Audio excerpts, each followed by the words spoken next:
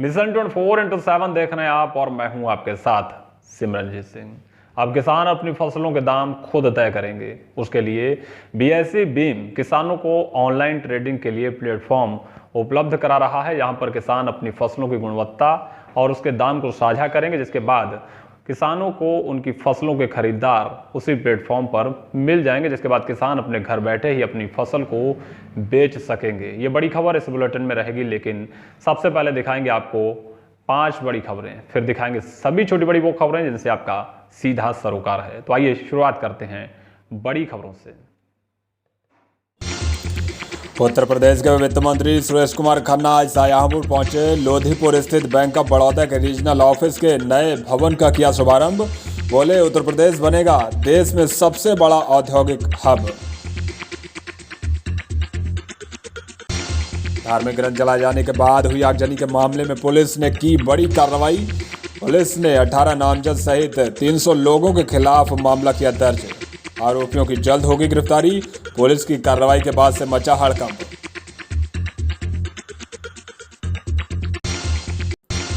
बड़ा गांव में सील किए गए फर्जी अस्पताल के मामले में डॉक्टर सहित 6 लोगों की गिरफ्तारी। स्वास्थ्य विभाग ने 2 दिन पहले अस्पताल को किया था सील। आज फिर डॉक्टर ने स्टाफ के साथ मिलकर अस्पताल को खोला। पुलिस ने की बड़ी कार्रवाई। फिलहाल संपूर्ण समाधान दिवस में मायूस दिखे फरियादी। एसडीएम के अलावा नदारद रहे जिम्मेदार अधिकारी और कर्मचारी। फरियाद लेकर पहुंचे 54 फरियादी, महज 3 का ही हो सका समाधान।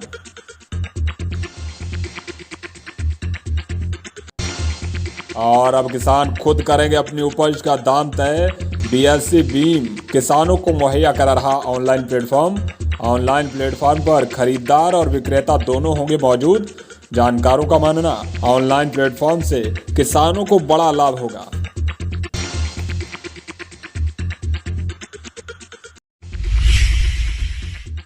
मस्जिद में धार्मिक ग्रंथ जलाने के बाद हुई आगजनी के मामले में पुलिस ने बड़ी कार्रवाई की है। पुलिस ने फुटेज के आधार पर 18 लोगों को चिन्हित कर उनके खिलाफ गंभीर धाराओं में मामला दर्ज किया है। साथ ही 300 अज्ञात लोगों को भी इस मुकदमे में शामिल किया गया है। पुलिस का कहना है कि उपद्रवियों की जल्द गिरफ्तारी भी की जाएगी। आपको बता दें कि बाबूजी इलाके में मस्जिद में धार्मिक ग्रंथ जलाया गया था, जिसके बाद पुलिस ने खुलासा करते हुए ताज मोहम्मद नाम के युवक को गिरफ्तार कर लिया था। फिलहाल अब पुलिस के द्वारा की गई कार्रवाई के बाद से हड़कंप मचा हुआ है।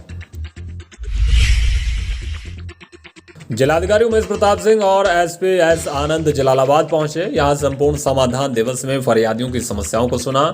इस दौरान कई समस्याओं का मौके पर ही निस्तारण कराया गया, तो शेष समस्याओं के निस्तारण के लिए संबंधित कर्मचारियों को निर्देश दिए गए हैं। जिलाधिकारी ने कहा कि सभी समस्याओं का निस्तारण कराकर उनको फीडबैक दिया जाए। जिलाधिकारी ने चेतावनी दी है कि कार्य में लापरवाही बरतने पर किसी भी कर्मचारी को बख्शा नहीं जाएगा।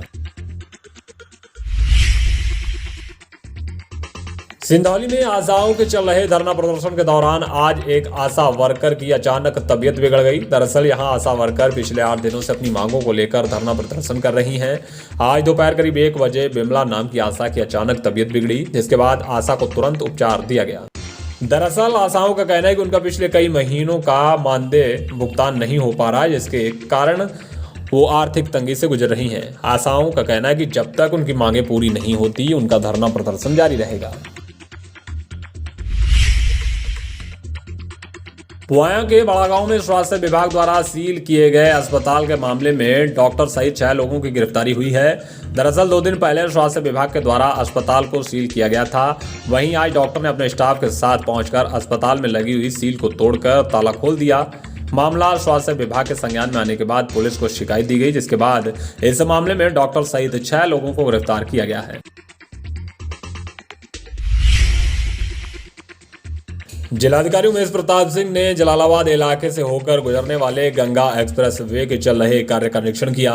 इस दौरान जिलाधिकारी ने संबंधित को आवश्यक दिशा निर्देश दिए। जिलाधिकारी ने कहा कि निर्माण कार्य को गुणवत्तापूर्ण तरीके से कराया जाए। साथ ही जिलाधिकारी ने कहा कि लापरवाही करने वाले लोगों को बख्शा नहीं जाएगा।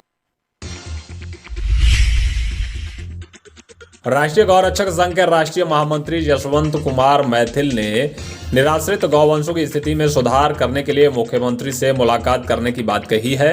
दरअसल आज डॉक्टर जसवंत कुमार मैथिल तिलहर इलाके में नेशनल हाईवे पर भटक रहे छुट्टा गौवंशों को फल खिलाने पहुंचे।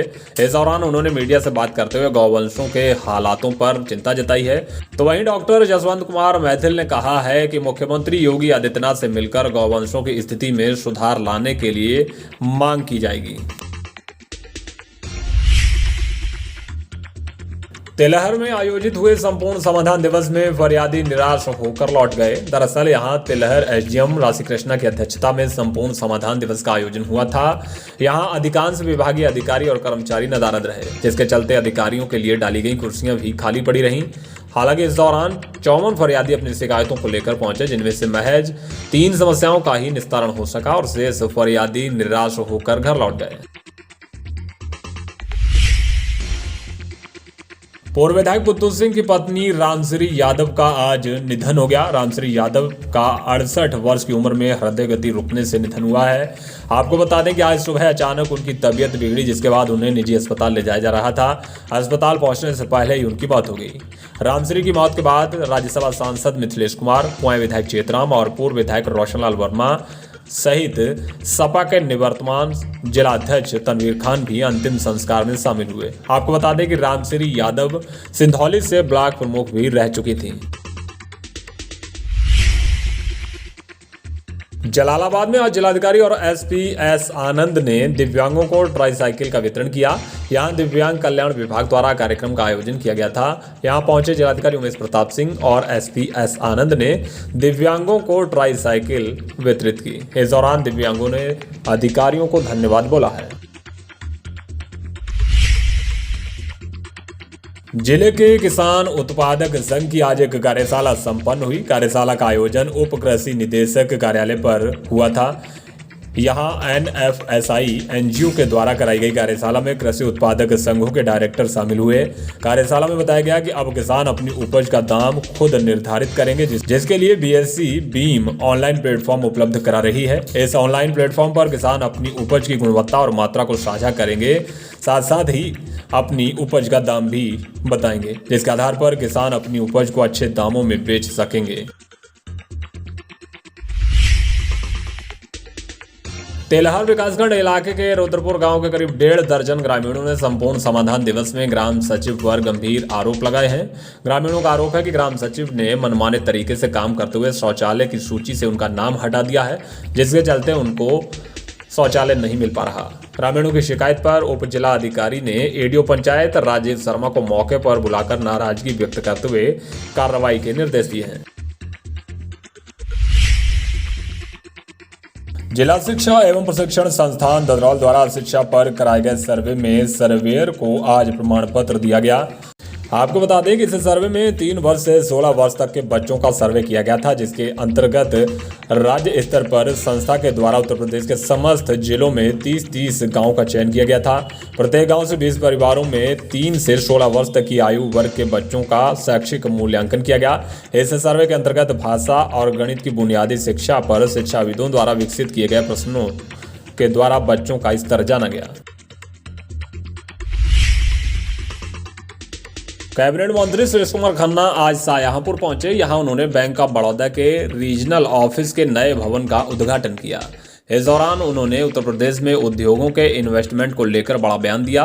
उन्होंने कहा कि यूपी में फरवरी में ग्लोबल इन्वेस्टमेंट समिट होगा, जिसमें देश के अलावा प्रदेश के उद्यमी भी निवेश करेंगे। इस दौरान उन्होंने कहा कि बैंक ऑफ बड़ौदा ने सरकारी योजनाओं को लेकर बेहतर प्रदर्शन किया है। उद्योगों को बढ़ावा देने के लिए बैंक की भूमिका बेहद महत्वपूर्ण होती है। जिलाधिकारी उमेश प्रताप सिंह आज जलालाबाद पहुंचे। यहां उन्होंने क्षेत्र के गांव अलहादादपुर बेहारी गांव में चौपाल लगाई। इस दौरान गांव में कराए जा रहे विकास कार्यों की समीक्षा की गई। साथ ही ग्रामीणों की समस्याओं को भी सुना गया। ग्रामीणों की समस्याओं को सुनकर कई समस्याओं का मौके पर ही निस्तारण कराया गया।